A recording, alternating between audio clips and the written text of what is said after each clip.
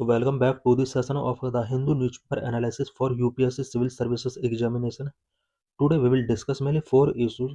The first issue is related to India-Russia relationship. Second issue is related to security cooperation and Indian Ocean region. Third issue is related to declining the value of Indian currency rupee. And fourth issue is related to law against child marriage in India. Let's discuss all the issues in detail. In this session, we will discuss about India-Russia relationship. Why news?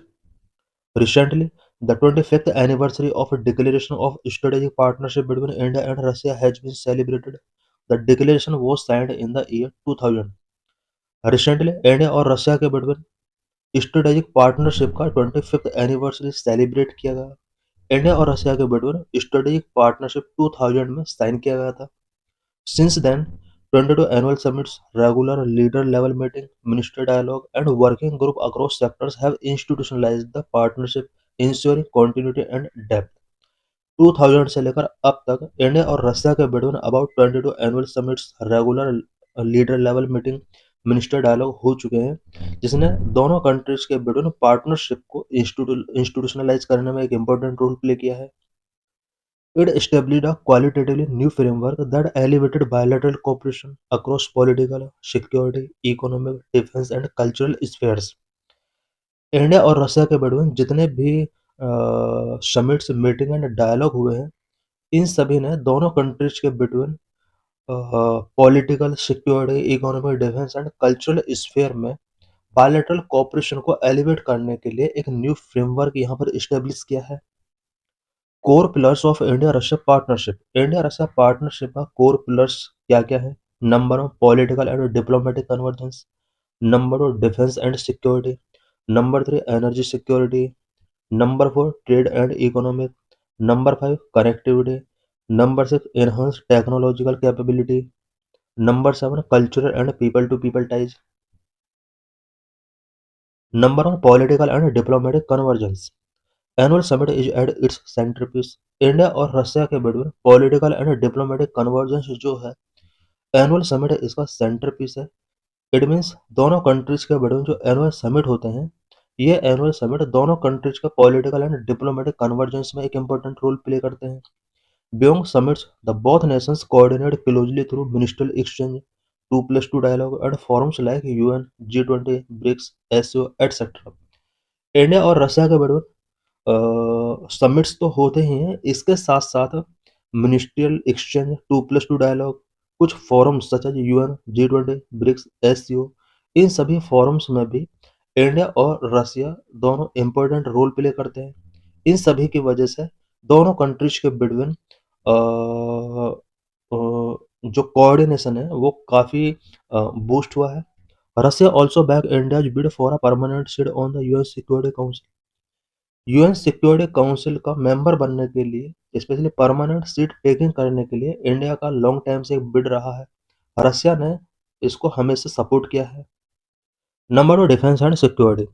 Russia is India's top military supplier, accounting for 36% of total defense import during 2020-2024. SIPRI Sipri report के according 2020 से 2024 के between India ने जितना भी defence import किया, 36% import रसिया से किया गया। यही वजह है कि रसिया इंडिया का टॉप मिलिट्री सप्लायर है। For example, S-400 air defence system, MiG-29K Naval fighter aircraft etcetera. India ने रसिया से S-400 air defence system import किया है। MiG-29K नवल फाइटर एयरक्राफ्ट यहाँ से इंपोर्ट किया है। Defense ties have evolved from a bilateral model to joint research, development and production of advanced defense technology. India और Russia के बिटवीन डिफेंस टाइज जो evolve हुए हैं, वो research, development, production of advance defence technologies के साथ develop हुए हैं। For example, BrahMos cruise missile conduct military exercise such as Indra and Avia Indra. India और रशिया के बीच कुछ मिलिट्री एक्सरसाइज होती है such as Indra and Avia Indra. Number 3 energy security. India और रशिया दोनों एनर्जी सिक्योरिटी के लिए एक दूसरे को कोऑपरेट कर रहे हैं। Russia is the largest crude oil supplier to India. It supply oil to India at a discounted price. Russia India के लिए क्रूड ऑयल सप्लाई करता है और इंडिया के लिए लार्जेस्ट क्रूड ऑयल सप्लायर है। डिस्काउंटेड प्राइस पर रसिया इंडिया को ऑयल सप्लाई करता है। Some of India's largest state owned and private companies have invested in Russia Far East, including ONGC's investment in oil and gas project. India के कुछ largest state owned and private companies हैं जो कि Russian Far East RFE में invest कर रहे हैं। इनमें कुछ state owned and private companies such as ONGC investment in oil and gas project. ONGC ने रसिया के ऑयल एंड गैस प्रोजेक्ट पर अपना इन्वेस्टमेंट किया हुआ है। Promote nuclear energy development. दोनों कंट्री चाहते हैं कि न्यूक्लियर एनर्जी डेवलपमेंट को प्रमोट किया जाए और रसिया ने इंडिया के लिए न्यूक्लियर एनर्जी डेवलपमेंट में फेवर किया है। For example Kudankulam nuclear power plant, Tamil Nadu. Tamil Nadu में जो कुंडनकुलम न्यूक्लियर पावर प्लांट है उसको रसिया की हेल्प से ही इस्टेब्लिश किया गया था। Number 4, trade and economy. Bilateral trade between India and Russia reached a record high of $68.7 billion in financial year 2024-25। Financial year 2024-25 में इंडिया और रशिया के बीच बायलैटरल ट्रेड यूएसडी 68.7 बिलियन रहा है, जो कि रिकॉर्ड हाई रहा है। Target S dollar 100 billion bye 2030। 2030 तक के लिए टारगेट रखा गया है कि दोनों कंट्रीज के बिटवीन ट्रेड को 100 बिलियन डॉलर तक पहुंचा जाए। Major item of export from India. India से कौन कौन से आइटम्स हैं जो कि रसिया हम एक्सपोर्ट करते हैं? Pharmaceuticals, organic and inorganic chemicals, iron and steel. 90% trade between India and Russia is conducted in local currency that is roubles and rupees. India और रसिया के बिटवीन जो भी हम ट्रेड करते हैं 90% ट्रेड लोकल करेंसीज के थ्रू ही होता है, सच एज रूबल्स और रुपये में ही किया जाता है। यहाँ पर डॉलर में ये ट्रांजेक्शन नहीं किए जाते हैं। Number 5, connectivity. Russia can enhance India's connectivity with Central Asia and the wider Eurasia through projects like INSTC, International North-South Transport Corridor, Northern Sea Route, and Chennai-Vladivostok Eastern Maritime Corridor। Russia India की connectivity को central Asia तक enhance करने में एक important role play कर सकता है। And इसके लिए कुछ प्रोजेक्ट बहुत ही इम्पोर्टेंट हैं, such as International North-South Transport Corridor, Northern Sea Route, Chennai Vladivostok eastern maritime corridor. इन सभी प्रोजेक्ट में रसिया का एक इम्पोर्टेंट रोल है। इन सभी प्रोजेक्ट के थ्रू ही इंडिया सेंट्रल एशियन कंट्रीज तक अपनी कनेक्टिविटी को बूस्ट कर सकता है और इसके लिए हमें इंडिया का सपोर्ट चाहिए। Number 6, enhance technological capacity. Technological capacity को एनहांस करने में भी रसिया का इंडिया के लिए एक इम्पोर्टेंट रोल है। In space sector, Russia is assisting India in its first crude space mission Gaganyaan. Space sector की अगर बात की जाए, इंडिया का एक इम्पोर्टेंट मिशन गगनयान है और इस इम्पोर्टेंट मिशन में रसिया इंडिया के लिए एक इम्पोर्टेंट रोल प्ले कर रहा है। Number 7, cultural and people to people ties. Indian cinema attract Soviet audiences. Russian ballet continue to find fans in India, and yoga enjoy wide popularity across Russia, building long-lasting goodwill. Indian cinema Soviet audience को attract कर रहा है and Russian cinema भी Indians को attract कर रहा है। साथ ही इंडिया का जो योगा है वो अब रसिया में पॉपुलर हो रहा है। यही वजह है कि दोनों कंट्रीज के बिटवीन लॉन्ग लास्टिंग गुडविल अब बिल्ड हो रही है। Challenges in the India Russia relationship. India Russia relationship के बिफोर क्या क्या चैलेंजेस हैं? Number 1, trade imbalance related challenge. Number 2, declining defence import. Number 3, diverging geopolitical priorities. Number 4, sanctions by USA. Number 5, rupee surplus problem. Number 1, trade imbalance. Trade balance favour Russia. India और Russia के between जो भी trade हो रहा है वो रसिया के favour में है।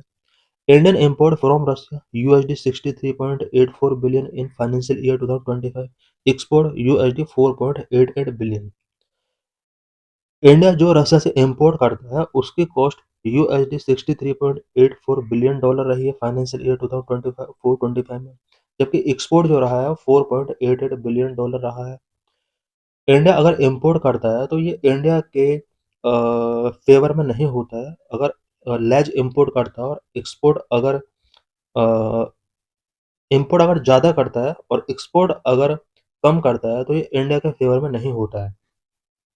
Number of declining defense import. It is mainly due to diversification of India's arms import from countries like Israel, France, and the US, along with indigenization effort. India का रसिया के साथ डिफेंस इंपोर्ट अब decline हो रहा है। ऐसा इसलिए हो रहा है बिकॉज इंडिया अब चाहता है कि आर्म्स इंपोर्ट्स को डाइवर्सिफाई किया जाए। यही वजह है कि इंडिया अब इजराइल, फ्रांस एंड यूएस जैसे कंट्रीज के साथ अब इंपोर्ट को इंक्रीज कर रहा है। Number three, diverging geopolitical priorities. India-US convergence. India is increasingly aligning with the West, particularly the US. For example, security relationships such as Quad. India western countries के साथ अपने आप को अलाइन कर रहा है, पर्टिकुलरली यूएस के साथ अपने रिलेशनशिप को स्ट्रॉन्ग कर रहा है। For example, security relationship such as Quad. Growing Russia-China ties. In 2022, Russia and China announced a no-limit partnership outlining closer political, economic and security engagement. 2022 में रसिया और चाइना ने नो लिमिट पार्टनरशिप अनाउंस किया था और political, economic and security engagement को close करने के लिए यहाँ पर कुछ फ्रेमवर्क इन्होंने रेडी किया। ये भी इंडिया और रसिया के रिलेशनशिप के बिफोर चैलेंज हो सकता है। Russia's rapprochement with Pakistan. Russia का अब पाकिस्तान के साथ कनेक्शन इंक्रीज हो रहा है, जो कि इंडिया और रशिया के रिलेशनशिप के बिफोर एक इम्पोर्टेंट चैलेंज हो सकता है। For example, recent cooperation between Pakistan and Russia include defence initiative like joint counter-terrorism drills and naval exercises. Number of sanctions by USA. No major military deal with Russia have been concluded by India since the S-400 deal to avoid US sanctions under countering America's adversaries through Sanctions Act 2017.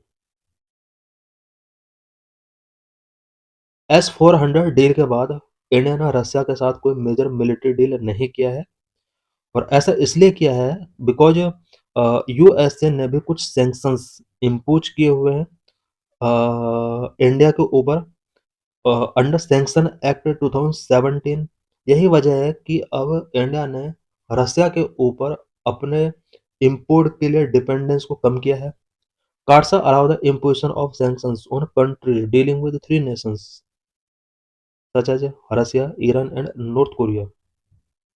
कार्सा America का एक law है जो कि किसी भी country के अगर specially three countries के साथ अगर डिफेंस प्रोक्योरमेंट किया जाता है, सच एज रसिया के साथ, ईरान के साथ एंड नॉर्थ कोरिया के साथ अगर प्रोक्योरमेंट किया जाता है, देन अमेरिका चाहे तो इन कंट्रीज पर कार्सा एक्ट इम्पोज कर सकता है। स्पेशली थ्री कंट्रीज के लिए ये है, रसिया, ईरान एंड नॉर्थ कोरिया के लिए। Number 5, rupee surplus problem. Trade imbalance has generated financial challenges as a billion of Indian rupee have accumulated in special rupee escrow account (SRVA) in Indian banks. The Russian foreign minister identified this surplus as a problem, noting Russia's inability to use these funds for international transactions outside the Western financial system. रसिया के लिए special रुपी vostro account SRVA जो कि Indian banks में accumulate है, ये भी एक problem बना हुआ है। How India is balancing its relation with Russia and USA. Russia and USA के साथ इंडिया किस तरह से अपने रिलेशन को बैलेंस कर रहा है। India sometimes find itself entangled between the interest of US and Russia.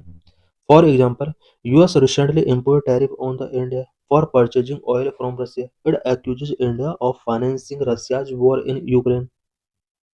India कभी कभी अपने आप को यूएस एंड रशिया के इंटरेस्ट के बिटवीन एंटेंजल पाता है। इट मीन्स ऐसा उसको लगता है कि ये दोनों कंट्रीज के इंटरेस्ट के बिटवीन ये फंसा हुआ है। एग्जाम्पल के लिए कुछ मंथ पहले यूएस ने इंडिया पर टैरिफ इसलिए इम्पोज किए ताकि इंडिया रसिया से ज़्यादा परचेज ना कर सके, और यूएस का मानना था कि इंडिया रसिया से ज़्यादा परचेजिंग करके वो इनकम उसकी इनकम को बढ़ा रहा है और उस इनकम का यूज रसिया यूक्रेन वॉर में कर रहा है। इट मीन्स यहाँ पर इंडिया को इसने एज्यूम किया कि रसिया यूक्रेन वॉर में एक तरीके से इंडिया अपना एक इम्पोर्टेंट रोल प्ले कर रहा है। India approach in dealing with such situations, इस तरह की सिचुएशंस को डील करने के लिए इंडिया का क्या अप्रोच रहा है। Number one, following strategic autonomy, India ने हमेशा स्ट्रेटेजिक ऑटोनॉमी फॉलो किया है। Number to, relationship based on national interest, India ने नेशनल इंटरेस्ट के बेस पर रिलेशनशिप को मेंटेन किया है। इंटरनेशनलाइजेशन ऑफ रूपी, इंडिया की पूरी कोशिश है कि वो रूपी का इंटरनेशनलाइजेशन करे। Number of following strategic autonomy, India follow a flexible foreign policy approach balancing ties with both the USA and Russia. Approach is based on strategic autonomy and realistic policies.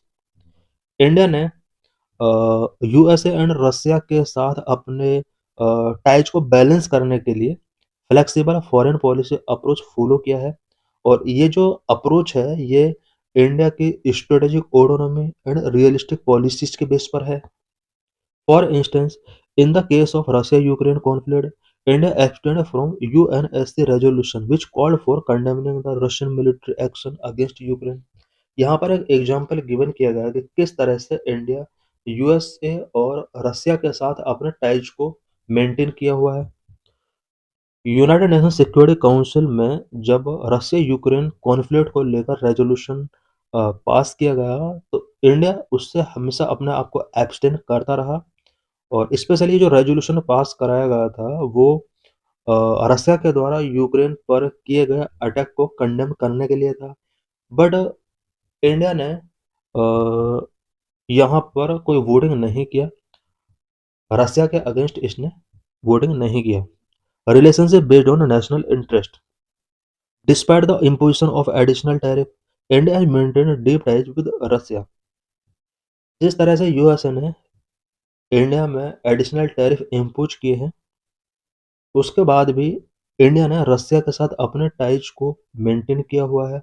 At the same time, India's quiet diplomacy in multilateral platforms like BRICS, SCO, and G20 has allowed it to remain a bridge between the global south and competing power bloc.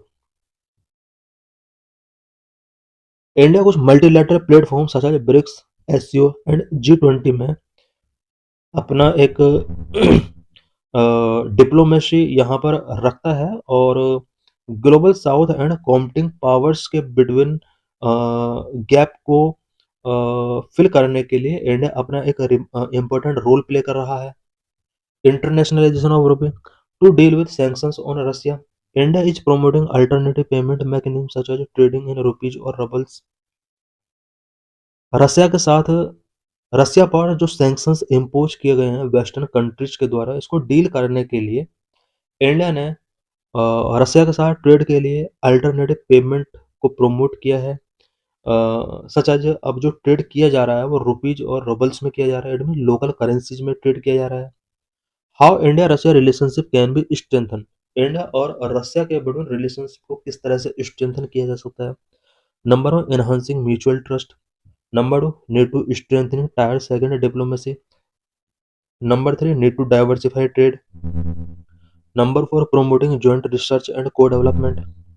Number five, finalizing free trade agreement with Eurasian Economic Union. Number six, promote cooperation in nuclear energy. Number seven, promoting cooperation in non-traditional areas. Number of enhancing mutual trust, दोनों countries के between mutual trust को enhance करने की need है। Both countries need to reinforce mutual trust amid growing apprehensions about Russia China and India US convergence.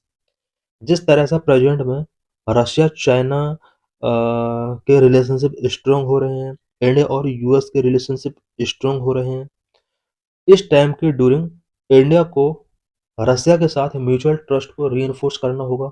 Number two, need to strengthen tier second diplomacy, tier second diplomacy को हमें strengthen करने की जरूरत है। strengthening contact with the new generation as well as academia and stationing Indian correspondence in Russia. India को चाहिए कि new generation जो इंडिया और रशिया के अंदर आ रही हैं, इन सभी के कॉन्टैक्ट को स्ट्रेंथन किया जाए, एकेडमिया के बिटवीन रिलेशंस को स्ट्रेंथन किया जाए।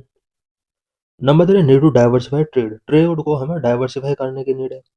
Indo Russia trade should expand beyond oil, incorporating product from traditional sectors such as IT, textile, agriculture, etc.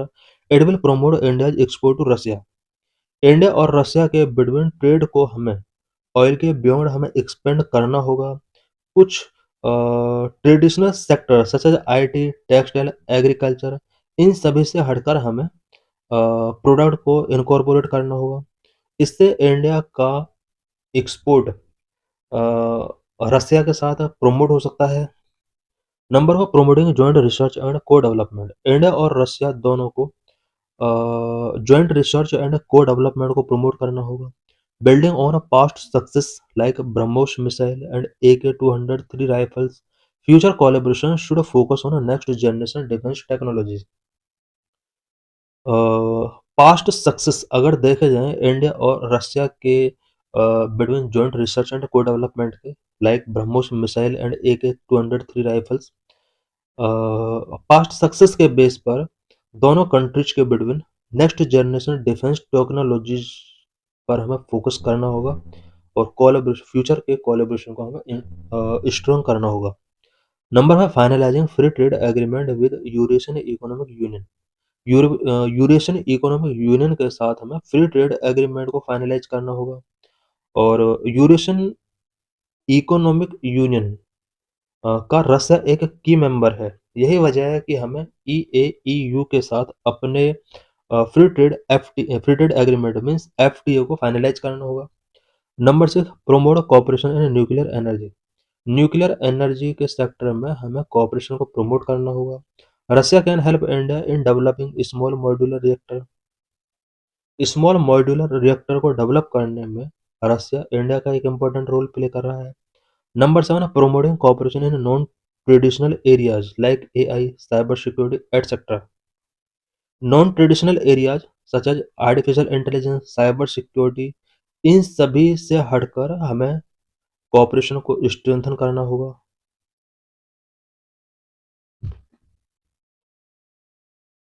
In this session, we will discuss China in the Indian Ocean region, India's security challenges, how is China expanding strategic presence in Indian Ocean region, China Indian ocean region में किस तरह से अपने strategic presence को expand कर रहा है। Number 1, dual use infrastructure. Number 2, military expansion and naval deployment. Number 3, डेप्थ trap diplomacy. Number 4, diplomatic and security partnership. इन सभी हेडिंग्स के थ्रू इस टॉपिक को हम समझने की कोशिश करेंगे। Number 1, dual use infrastructure. China is investing in dual-use infrastructure like port, airport, and logistic hubs across Indian Ocean region littoral states, forming a naval support network. Present में China Indian ocean region के आसपास के सभी state के अंदर port, airport और logistics hubs establish कर रहा है और इन सभी को ड्यूअल तरीके से वो यूज करना चाह रहा है। For example, Hambantota in Sri Lanka, leased for 99 years, Gwadar in Pakistan, part of CPEC, Chittagong in Bangladesh, Kyokpu in Myanmar, which are near Indian maritime boundaries. China ने वेरियस कंट्रीज के अंदर port, airport and logistic hubs बनाए हैं जो कि India के maritime boundaries पर हैं। सच एज श्रीलंका में हम्बनटोटा पोर्ट इसने बनाया है जिसको 99 ईयर के लिए लीज पर टेकिंग किया हुआ है। पाकिस्तान में ग्वादर पोर्ट इसने बनाया हुआ जो कि CPEC का एक इम्पोर्टेंट पार्ट है। बांग्लादेश में चिट्टागोंग एंड म्यांमार में क्योकपू इसने ये सब इंफ्रास्ट्रक्चर इस्टेब्लिश किए हुए हैं।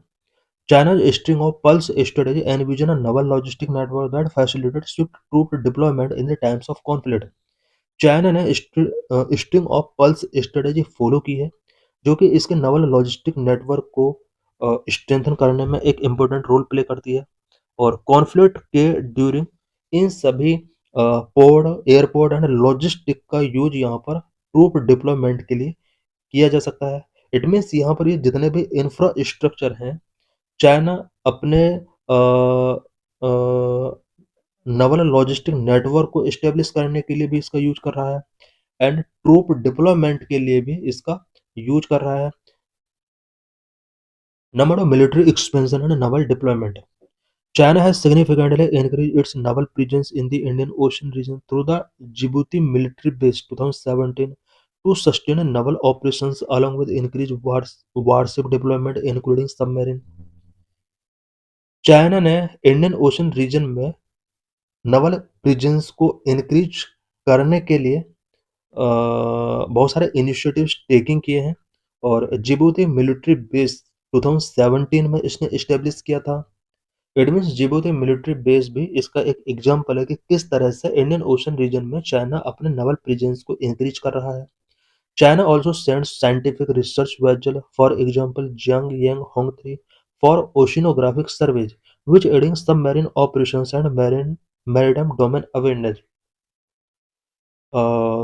ओशनोग्राफिक सर्वे कंडक्ट करने के लिए चाइना ने कुछ साइंटिफिक रिसर्च वेजल्स भी इंडियन ओशन रीजन में सेंड किए हुए हैं। फॉर एग्जांपल जंग यांग होंग 3 ये चाइना का एक रिसर्च वेजल है और इसका चाइना के लिए इम्पोर्टेंस ये है कि सबमरीन ऑपरेशंस को एड करने में ये एक इम्पोर्टेंट रोल प्ले कर सकता है। साथ ही मैरीटाइम डोमेन अवेयरनेस को ये इंक्रीज कर सकता है। नंबर 3 डेप्थ trap diplomacy. China's Belt and Road Initiative project often involve unsustainable loans, creating debt trap as seen in Sri Lanka's Hambantota port crisis and the Maldives infrastructure loan, increasing dependence on China.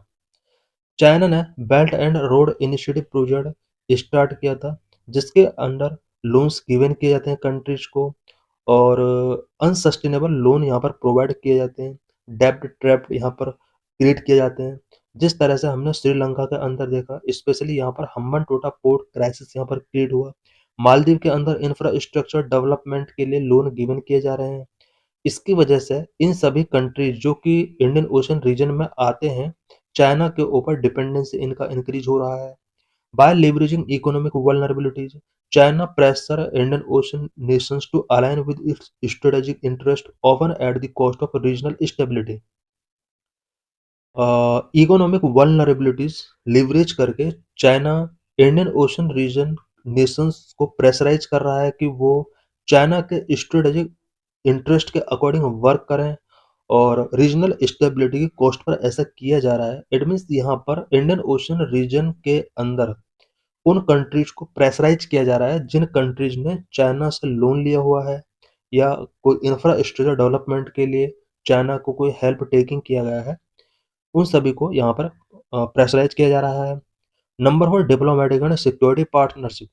China conducted a joint naval exercise with Pakistan, Bangladesh, Myanmar, Iran, and Russia, strengthening its maritime military ties. China various countries के साथ military maritime ties strength करके Indian ocean region में अपने presence को increase कर रहा है। China के पाकिस्तान के साथ, बांग्लादेश के साथ, म्यांमार, ईरान एंड रसिया के साथ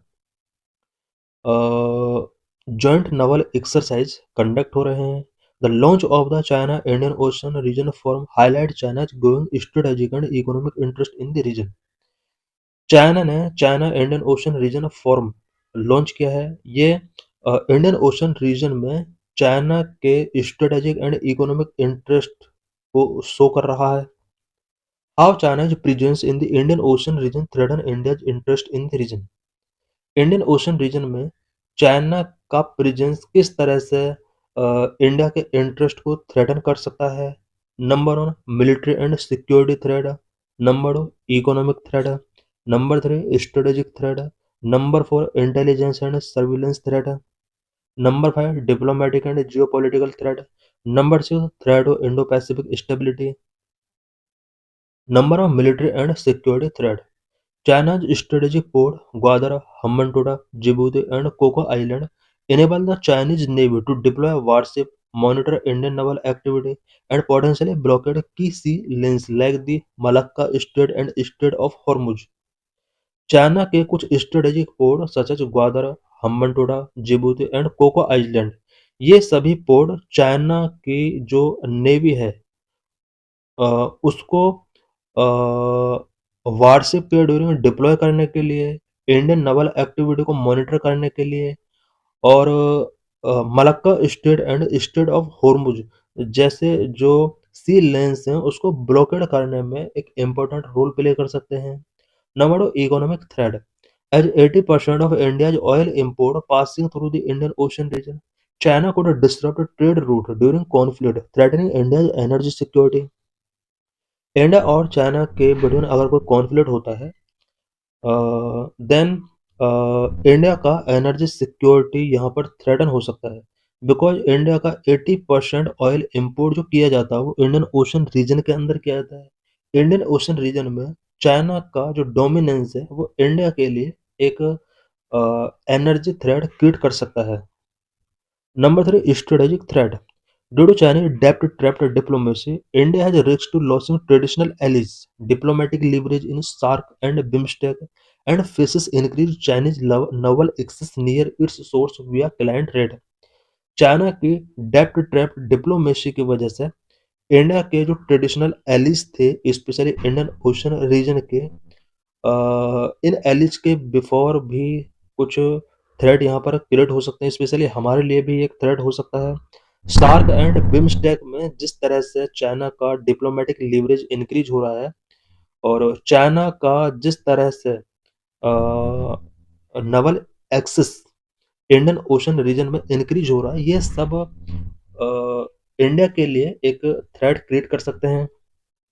number 4, intelligence and surveillance threat. Intelligence and surveillance threat क्या क्या है? Chinese spy ships like Cheng-Yang-Hong-3 and electronic surveillance bases in Gwadar enhance China's monitoring of Indian naval activity. China के कुछ spy ship such as Yang Yang Hong three and electronic surveillance in Gwadar, ये सभी Indian naval activity को Indian ocean region में China के द्वारा monitor किए जा सकते हैं। इट मीन्स जितने भी ये स्पाई शिप्स हैं और ग्वादर के अंदर जिस तरह से इलेक्ट्रॉनिक सर्विलेंस चाइना ने इन्हांस किया हुआ है, ये चाइना की इंडियन नवल एक्टिविटी को मॉनिटर करने के लिए एक इम्पोर्टेंट रोल प्ले कर रहे हैं। Suspected under sea sensor network aid submarine detection. India के चाइना के कुछ suspected under sea sensors network हैं जो कि इंडिया के सबमरीन को डिटेक्ट कर सकते हैं। This pose a threat to India naval secrecy and undermine its nuclear deterrence. ये इंडिया की नवल सीक्रेसी के लिए एक थ्रेट हो सकते हैं। Number 5, diplomatic and geopolitical threat. Diplomatic and geopolitical threat क्या-क्या हो सकते हैं? China's expanding influence in Nepal, Maldives, Bangladesh, and military partnership like China-Pakistan naval drills and China-Iran-Russia cooperation threaten to isolate India in its own neighborhood, weaken its strategic autonomy, and compel to reliance on US and Quad for regional balance. China का जिस तरह से नेपाल, मालदीव, बांग्लादेश के साथ relations strong हो रहे हैं and कुछ मिलिट्री पार्टनरशिप सच है China Pakistan Naval drill, China Iran Russia cooperation, ये सभी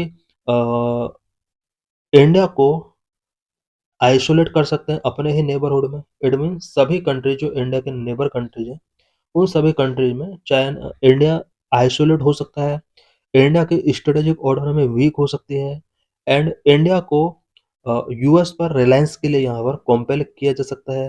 क्वाड पर इंडिया की डिपेंडेंसी रीजनल बैलेंस के लिए इंक्रीज हो सकती है। नंबर 6, थ्रेट हो Indo Pacific stability. Indo Pacific stability के लिए भी एक थ्रेट हो सकता है। China's military expansion in the Indian Ocean region is part of a broader strategy to dominate the Indo-Pacific. Indo Pacific पर डोमिनेट करने के लिए चाइना की जो मिलिट्री एक्सपेंशन है इंडियन ओशन रीजन में, ये इसकी एक ब्रॉडर स्ट्रेटेजी का पार्ट है। This upset the strategic balance and way revoke military confrontation involving extra regional players like the US, Australia and Japan, putting India in the volatile environment. What is the significance of Indian Ocean region for India? Indian ocean region का India के लिए क्या significance है? Number one, strategic maritime security. Number two, economic lifeline. Number three, geopolitical influence. Number four, environmental and disaster management.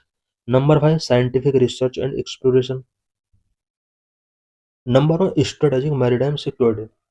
India sees itself as a net security provider, reflected in the launch of INS Vikrant 2022 and 17 multilateral and 20 bilateral naval exercises annually.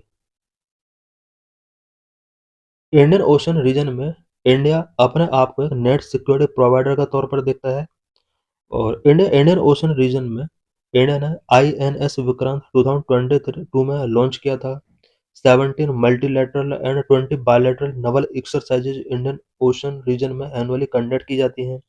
The information fusion centre India oceanic region IFC IOR 2018 enhances maritime domain awareness and coordination। Indian ocean region में maritime domain awareness and coordination को enhance करने में IFC IOR 2018 का एक important role रहा है। Number two, economic lifeline. 80% of India's external trade and 90% of energy trade pass through the Indian Ocean. Indian Ocean route handles 70% of global container traffic. India का overall external trade का 80% and energy trade का 90% Indian ocean reason से ही पास होता है। Global container traffic का 70% Indian ocean root ही handle करता है। Port like Binjingjam, Kerala aim to boost transshipment share. The blue economy is expected to contribute 4% to GDP. Kerala का विंजिंगजाम port transshipment को boost करता है और इंडियन ओशन इंडिया की blue economy में भी अपना एक इम्पोर्टेंट रोल प्ले करता है। जीडीपी का 4% रोल ब्लू इकोनॉमी का इंडियन ओशन की वजह से ही है। Number three, geopolitical influence. Indian Ocean is central to countering China's string of pearls strategy. India can deepen ties with Seychelles, Mauritius, and Maldives. China के string of pulse strategy को counter करने के लिए Indian ocean reason India के लिए एक important place है और इंडियन ओशन के थ्रू ही India Seychelles, Mauritius and Maldives के साथ अपने टाइज को डीपन कर सकता है। Through initiatives like Neighborhood First, Act East, and active participant in Indian Ocean Rim Association, India is enhancing maritime connectivity and regional influence. India Neighborhood First, Act East, and Indian Ocean Rim Association में active participant के तौर पर work कर रहा है। इसके through India maritime connectivity and regional influence को enhance कर सकता है। Number four, environmental and disaster management. India's 11,098 kilometer coastline face threat from sea level rise and extreme weather. Indian ocean region के बिफोर इंडिया के कुछ challenges भी हैं because India का about 11,098 kilometre coast line Indian ocean region के साथ connect है और इंडियन ओशन रीजन का सी लेवल यहाँ पर राइज हो रहा है, एक्सट्रीम वेदर यहाँ पर शो हो रहे हैं। यही वजह है कि कुछ एनवायरमेंटल एंड डिजास्टर मैनेजमेंट से रिलेटेड चैलेंज है। Number five, scientific research and exploration. The Indian ocean support India technological advancement through initiative like the deep Ocean mission featuring Matsya 6000, a manned submersible for deep sea exploration. India के कुछ initiative such है Deep Ocean Mission. इस mission के लिए Indian Ocean एक important support provide करता है। India mineral resource exploration in the Central Indian Basin position it as a pioneer in the deep mining sea. India का mineral resource exploration में Central Indian Ocean Basin एक important role play कर रहा है जिसके through deep sea mining को यहाँ पर बूस्ट किया जा रहा है। How India can strengthen its presence in the Indian ocean region and counter China's expansion. Indian ocean region में इंडिया अपने प्रेजेंस को किस तरह से स्ट्रेंथ कर सकता है और चाइना के एक्सपेंशन को किस तरह से काउंटर कर सकता है। Number, military and security measures. Number 2, economic and infrastructure countermeasures. Number 3, diplomatic and strategic alliance. Number 4, technological enhancement. Number 5, soft power and cultural diplomacy. Number of military and security measures. India को कुछ military and security measures taking करने होंगे। India should enhance its naval capabilities by expanding its submarine fleet, advancing the aircraft carrier programme, strengthening anti submarine warfare system and deploying undersea surveillance network. India को Indian ocean region में अगर अपने presence को strengthen करना है, China के expansion को counter करना है, इंडिया को इंडियन ओशन रीजन में अपने नवल कैपेबिलिटीज को सबमरीन फ्लीट के थ्रू एक्सपेंड करना होगा, अपने एयरक्राफ्ट कैरियर प्रोग्राम को एडवांस करना होगा, एंटी सबमरीन वारफेयर सिस्टम को स्ट्रेंथन करना होगा and under sea surveillance network को डिप्लॉय करना होगा। The Andaman and Nicobar command must be upgraded with naval air bases, missile system, electronic warfare assets, and regular exercises with Quad and ASEAN। Andaman and Nicobar command को हमें upgrade करना होगा, specially इसके अंदर हमें नवल एयर बेसिस बनाने होंगे, मिसाइल सिस्टम यहाँ पर इस्टेब्लिश करना होगा, इलेक्ट्रॉनिक वारफेयर एसेट्स हमें यहाँ पर इस्टेब्लिश करने होंगे, क्वाड एंड आसियान कंट्रीज के साथ हमें रेगुलर एक्सरसाइज यहाँ पर कंडक्ट करने होंगे। Number economic and infrastructure counter measures, कुछ economic and infrastructure counter measures भी हमें टेकन करने होंगे।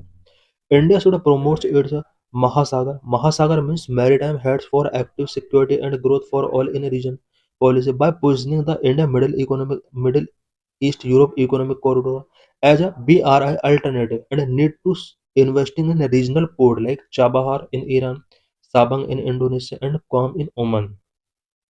इंडिया को अपने महासागर पॉलिसी को प्रमोट करना होगा। Mahasagar means maritime head for active security and growth for all in region. इसके लिए हमें BRI belt and road initiative जो कि चाइना का एक इनिशिएटिव है, इसके अल्टरनेटिव के तौर पर हमें India Middle East Europe economic corridor को यहाँ पर जल्दी से जल्दी हमें डेवलप करना होगा and regional port such as Chabahar in Iran, Sabang in Indonesia, क्वेड इन ओमान, इन सभी पर हमें इन्वेस्टमेंट को बढ़ाना होगा। By offering grants and soft loan, India can reduce Indian ocean region nations dependence on China. Indian ocean region में जितने भी कंट्रीज हैं, इन सभी का चाइना के ऊपर डिपेंडेंसी है लोन के लिए। इंडिया को एक अल्टरनेटिव के तौर पर यहाँ स्टैंड करना होगा और इंडियन ओशन रीजन के सभी कंट्रीज के लिए हमें ग्रांट्स को ऑफर करना होगा, लोन हमें यहाँ पर सॉफ्ट लोन प्रोवाइड करने होंगे। India should support infrastructure project in Sri Lanka, Maldives and Bangladesh. India को श्रीलंका, मालदीव एंड बांग्लादेश के अंदर इंफ्रास्ट्रक्चर प्रोजेक्ट को सपोर्ट करना होगा। Number 3, diplomatic and strategic alliances. India should strengthen Quad by expanding its maritime security role and deepen defense ties with the US, Japan, Australia and France for technology sharing। India को quad को strengthen करना होगा और maritime security role जो भी है India का उसको एक्सपेंड करना होगा and US, Japan, Australia, France के साथ अपने जो भी हैं टाइज जो भी हैं उनको स्पेशली डिफेंस टाइज को हमें यहाँ पर डीप करना होगा। टेक्नोलॉजी शेयरिंग को हमें इंक्रीज करना होगा। India must revitalise regional grouping like IORA for collective security and leverage Colombo security conclave for counter terrorism and maritime cooperation. Counter terrorism and maritime security के लिए इंडिया को कुछ regional grouping like IORA Indian ocean region association को revitalise करना होगा और collective security पर हमें फोकस करना होगा। Number 4, technological enhancement. India should deploy additional reconnaissance satellite to enhance maritime domain awareness and monitor Chinese naval movement। Maritime domain awareness को enhance करने के लिए, चाइनीज नवल मूवमेंट को मॉनिटर करने के लिए इंडिया को कुछ एडिशनल सैटेलाइट डिप्लॉय करनी होंगी। It must also deploy AI-driven maritime tracking system and strengthen cyber security to counter Chinese cyber espionage targeting port and naval bases. India को AI drive maritime tracking system deploy करने होंगे। साथ ही Chinese cyber एस्पायोनेज को counter करने के लिए cyber security को भी हमें स्ट्रेंथन करना होगा। Number 5, soft power and cultural diplomacy. India को soft power and cultural diplomacy पर फोकस करना होगा। India should strengthen historical and cultural ties in Indian Ocean region by reviving ancient maritime routes, promoting Buddhism, expanding education and skill development. India को historical and cultural ties को strengthen करना होगा Indian ocean region में। इसके लिए जो भी ancient maritime roots हैं उन्हें रिवाइव करना होगा, बुद्धिज्म को प्रमोट करना होगा, एजुकेशन एंड स्किल डेवलपमेंट को एक्सपेंड करना होगा। India should lead in humanitarian assistance and disaster relief efforts through rapid response naval team for tsunamis, cyclone and other disasters to enhance regional goodwill. Indian ocean region में जो भी disaster आते हैं और countries को बहुत ज़्यादा लॉस होता है, देन इंडिया को humanitarian assistance and disaster relief पर फोकस करना होगा। और इंडियन ओशन रीजन के सभी कंट्रीज के लिए यहाँ पर tsunami, cyclone and other disasters के केस में अपनी नवल टीम्स को यहाँ पर सेंड करना होगा, इकोनॉमिक असिस्टेंस इन्हें गिवन करना होगा। What is China string of pearls strategy? The string of pearls is a geopolitical theory in which China increases efforts to develop and expand its port and naval bases throughout the Indian Ocean region, from the Strait of Malacca to the Horn of Africa. String of pulse China का एक geopolitical theory है जिसमें China port and naval basis के through Indian ocean region के ज़्यादातर countries पर अपना dominance establish कर रहा है। String of pulse state of Malacca से लेकर हॉर्न ऑफ अफ्रीका तक ये फैला हुआ है। Through this theory, China expanding a series of strategic naval bases and commercial ports along key sea lanes in the Indian Ocean to protect its vital energy import and enhance its maritime influence. China ने string of pearls theory का जो launch किया है, इसके through China strategic naval base को expand कर रहा है, कॉमर्शियल पोर्ट सी रूट्स में इस्टेब्लिश कर रहा है, सो दैट ये अपने वाइटल एनर्जी इंपोर्ट प्रोजेक्ट को प्रोटेक्ट कर सके एंड मैरीटाइम इन्फ्लुएंस को इनहांस कर सके। These pearls include such as Gwadar in Pakistan, Hambantota in Sri Lanka, Djibouti in Africa, which provide China greater access and influence in the region. String of pearls के under mainly जो pearls यहाँ पर जो वर्ड यूज किया गया है वो कुछ इस तरह के प्रोजेक्ट के लिए किया गया है, such as Gwadar port in Pakistan, Hambantota in Sri Lanka, Djibouti in Africa. ये सभी पल्स चाइना को इंडियन ओशन रीजन में एक greater access and influence provide कराते हैं। In this session, we will discuss why rupee is hitting record low. Why in use? Rupee is becoming Asia's worst performing currency. Recent में rupee Asia की worst perform currency बनी हुई है। The domestic currency may slide to 90 against the USD if the trade deal with the US does not happen in the near future, caution analyst. Analyst ने यहाँ पर एक alert India के लिए given किया है कि अगर यूएस के साथ ट्रेड डील से रिलेटेड इश्यूज को सॉल्व नहीं किया गया तो इंडिया की करेंसी की वैल्यू 90 से भी डाउन हो सकती है। What causes a currency to depreciate? Currency depreciate क्यों होती है? Impact of demand and supply. Demand and supply का इम्पैक्ट भी करेंसी की वैल्यू पर पड़ता है। फॉरेन एक्सचेंज मार्केट का भी करेंसी की वैल्यू पर इम्पैक्ट पड़ता है। वह ना करेंसी डेप्रिशिएट, करेंसी किस केस में डेप्रिशिएट होती है? Number of impact of demand and its supply. The price of any currency in the foreign exchange market is determined by the demand and its supply of the currency. Foreign exchange market में currency का price जो determine होता है वो उस currency की demand and supply के base पर डिटरमाइन किया जाता है। Foreign exchange market, currencies are exchange in the foreign exchange market. Foreign exchange market में ही करेंसी एक्सचेंज होती है। This is similar to how the price of any other product is determined in the market. ये वैसे ही होता है जिस तरह से किसी भी मार्केट प्लेस पर अदर प्रोडक्ट के प्राइस डिटरमाइन किए जाते हैं। व्हेन अ करेंसी डेप्रिशिएट, कोई करेंसी कब डेप्रिशिएट होती है? A currency depreciated against a foreign currency when the demand for it drop compared to its available supply in the market। कोई भी करेंसी तब डेप्रिशिएट होती है जब उस करेंसी की डिमांड उस करेंसी की सप्लाई के कंपेयर में ड्रॉप होती है। जिस तरह से किसी गुड की डिमांड डिक्रीज होती है तो उस गुड की जो वैल्यू होती है वो डेप्रिशिएट हो जाती है। और अगर उस गुड की अगर डिमांड बढ़ जाती है तो उस गुड की कॉस्ट यहाँ पर इंक्रीज हो जाती है। सेम इसी तरह से यहाँ पर करेंसी के साथ भी होता है। When the currency's value depreciate, the value of foreign currency automatically appreciate on the other side। Currency की वैल्यू अगर डेप्रिशिएट होती है देन उसके कंपेयर में फॉरेन करेंसी की जो वैल्यू है वो ऑटोमेटिकली एप्रिशिएट होगी। This is similar to how the purchasing power of your money depreciate और appreciate when the price of goods in the market place rise और फॉल रिस्पेक्टिवली। ये कुछ इसी तरह से होता है जिस तरह से किसी भी गुड का किसी भी मार्केट प्लेस पर गुड का प्राइस राइज होता है या फॉल होता है, उसी तरह से हमारी करेंसी की वैल्यू भी इट मीन्स उस करेंसी की परचेजिंग पावर भी एप्रिशिएट होती है और डेप्रिशिएट होती है।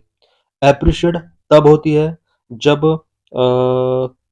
गुड का करेंसी का जो एप्रिशिएशन है वो तब होता है जब उस करेंसी की डिमांड बढ़ जाती है। डेप्रिशिएशन तब होता है जब उस करेंसी की डिमांड कम हो जाती है। Various factors that determine the demand and supply of any currency in the foreign exchange market.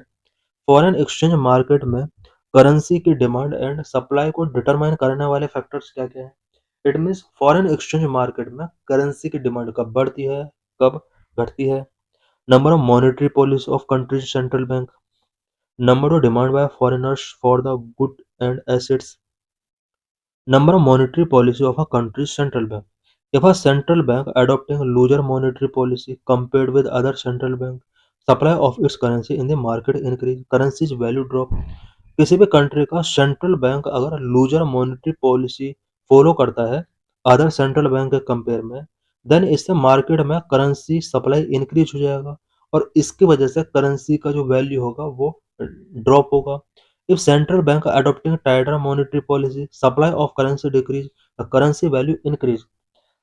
Central bank अगर टाइटर मॉनेटरी पॉलिसी अडॉप्ट करता है इससे करेंसी का जो सप्लाई है वो डिक्रीज होगा और करेंसी की सप्लाई डिक्रीज होने की वजह से करेंसी की वैल्यू इंक्रीज होती है। Number of demand by foreigners for the goods and assets.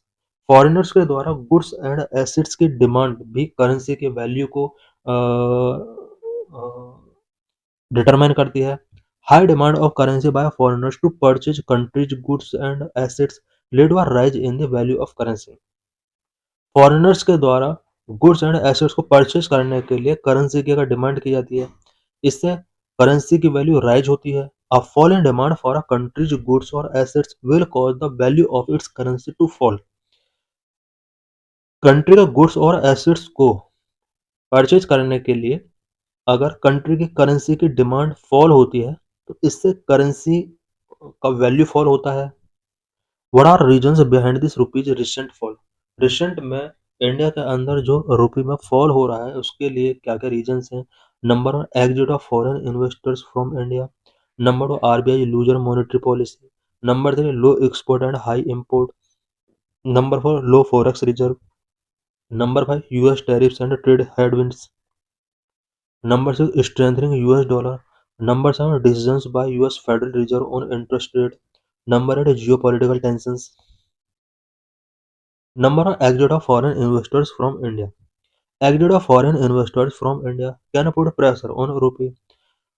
Foreign investors का अगर इंडिया से एग्जिट होता है तो इसकी वजह से रुपये पर प्रेशर पड़ सकता है। Global investors have been avoid their investment across countries as central bank recalibrate their monetary policies to varying degree. Central bank अपनी मॉनेटरी पॉलिसीज को रिकैलिब्रेट कर रहा है और इसकी वजह से ग्लोबल इन्वेस्टर्स अपने इन्वेस्टमेंट को कंट्री से अवॉइड कर रहे हैं। Number 2, RBI looser monetary policy. Longer term trend of the rupee's depreciation against the dollar is attributed to higher inflation in India than in the US due to the RBI's looser monetary policy compared to the US Federal Reserve। India की loser monetary policy की वजह से India में रुपये का depreciation हो रहा है अगेंस्ट द डॉलर। इंडिया में डॉलर के कंपेयर में यहाँ रुपये का डेप्रिसिएशन हो रहा है और इसकी वजह से इंडिया में हायर इन्फ्लेशन बहुत ज़्यादा इंक्रीज हो रहा है। Number 3, low export and high import. India's traditional demand for high-value imports such as crude oil and gold boost demand for the dollar and weakens the rupee. India की traditional demand specially for crude oil and gold का जो high value import हो रहा है, इसकी वजह से dollar की डिमांड बढ़ी है एंड रुपी वीक हुआ है। Low export have contribute to the deprive of the rupee. India का लो एक्सपोर्ट भी रुपी को डिप्राइव करने में एक इम्पोर्टेंट रोल प्ले कर रहा है। Number 4, low forex reserve. India low forex exchange reserve can lead to currency decline. India का जो लो फॉरेन एक्सचेंज है वो भी करेंसी को डिक्लाइन करने में अपना एक इम्पोर्टेंट रोल प्ले कर रहा है। Number 5, US tariffs and trade headwinds. The imposition of higher tariffs on Indian export by the US has affected investor sentiment, widened India's trade deficit, and reduced export. Number 6, strengthening US dollar. Global economic uncertainties often lead to investors to seek to safety of US dollar, strengthening it against other currencies including the rupee. कुछ global economic uncertainties भी investors को US dollar में trade करने के लिए motivate करते हैं और वो यूएस डॉलर को उन्हें एक सेफ्टी नज़र आता है यूएस डॉलर में। यही वजह है कि वो यूएस डॉलर को स्ट्रेंथ करने में अपना रोल प्ले करते हैं जिससे अदर कंट्री की करेंसी की वैल्यू डाउन होती है। Number 7, decisions by the US Federal Reserve on interest rate also make dollar dominated assets more attractive। US federal reserve से रिलेटेड अगर इंटरेस्ट रेट से रिलेटेड कोई डिसीजंस टेकिंग किए जाते हैं यूएस फेडरल रिजर्व के द्वारा, ये भी डॉलर को अट्रैक्टिव बनाता है। इससे वर्ल्ड के ज़्यादातर इन्वेस्टर्स एंड बिजनेस पर इम्पैक्ट पड़ता है। Number 8 is geopolitical tensions. Ongoing global events such as conflict and trade disagreement increase market uncertainty and push investors toward safe assets, further pressuring the rupee। कुछ ongoing global events such as Russia-Ukraine conflict, Israel-Palestine conflict and trade disagreement, ये सभी factor भी market uncertainty को increase करते हैं और investors को safer assets की तरफ मूव करने के लिए मजबूर करते हैं। सेफर एसेट्स मीन्स डॉलर की तरफ मूव करने के लिए यहाँ पर कंपेल किया जाता है। इसकी वजह से भी रुपये पर प्रेशर पड़ता है।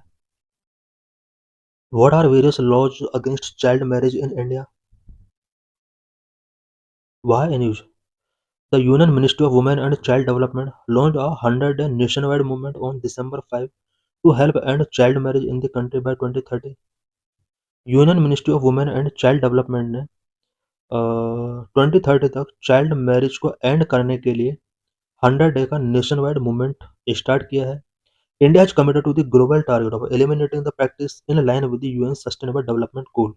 As per the National Family Health Survey 5, the prevalence of child marriage in Rajasthan is 25.4%, above the national average of 23.3%। National family health survey 5 के अकॉर्डिंग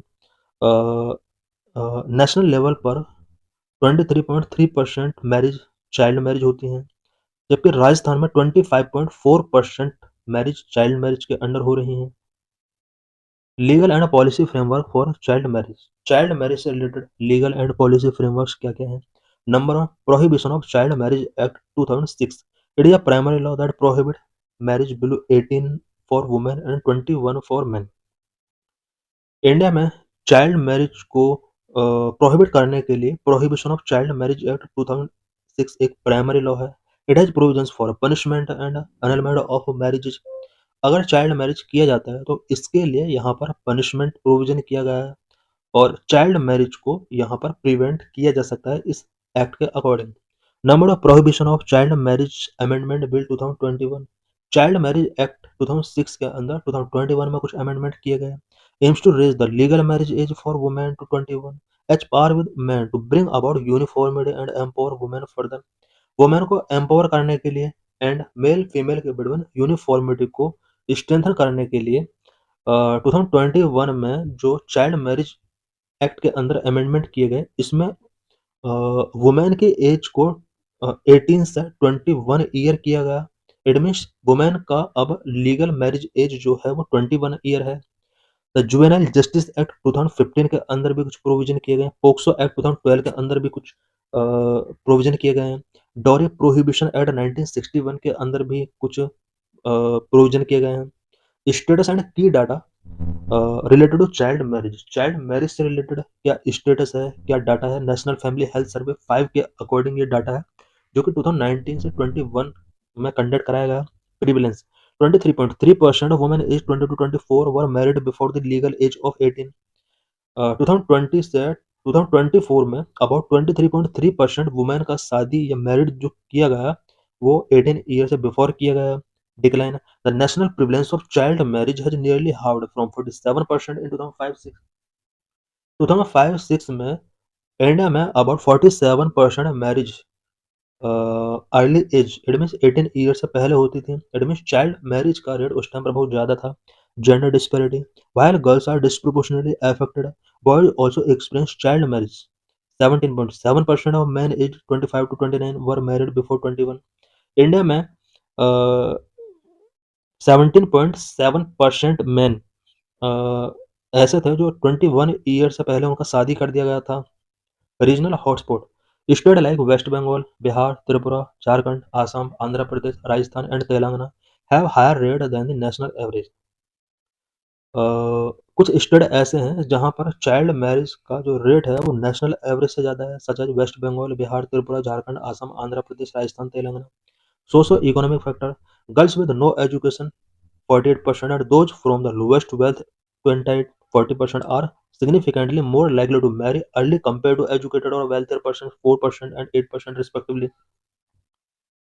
गर्ल्स जो एजुकेटेड नहीं है या लोएस्ट वेल्थ फैमिली से belong करती हैं वहां पर चाइल्ड मैरिज का जो परसेंटेज है वो 48 और 40% तक है। वहीं एजुकेटेड एंड वेल्थियर फैमिली में 4% से 8% ही चाइल्ड मैरिज हो रही हैं।